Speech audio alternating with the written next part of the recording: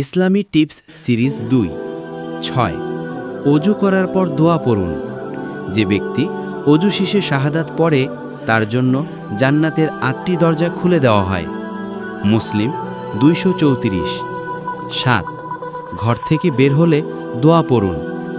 বিসমিল্লাহি তাওয়াক্কালতু আলাল্লাহি ওয়ালা হাওলা ওয়ালা কুওয়াতা ইল্লা বিল্লাহ। অর্থ, আল্লাহর নামে বের হচ্ছি, আমি আল্লাহর উপর ভরসা করলাম, আল্লাহ ছাড়া কোনো শক্তি ও ক্ষমতা নেই। রেফারেন্স তিরমিজি হাদিস ৩৪২৬।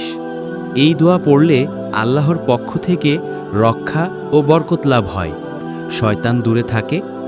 ৮ অন্যায়ের সামনে সত্য কথা বলুন। সর্বোত্তম জিয়াদ হল জালিম শাসকের সামনে সত্য কথা বলা। আবু দাউদ ৪৩৪৩। ৯ অল্প কথায় বেশি আমল করুন। যে আল্লাহ ও আখিরাতে দিবসে ঈমান রাখে সে ভালো কথা বলুক অথবা চুপ থাকুক। বুখারী ৬১৩৬, মুসলিম ৪৭। ১০ কুরআন তিলাওয়াত করুন। কুরআন কিয়ামতের দিন পাঠকের জন্য সুপারিশ করবে।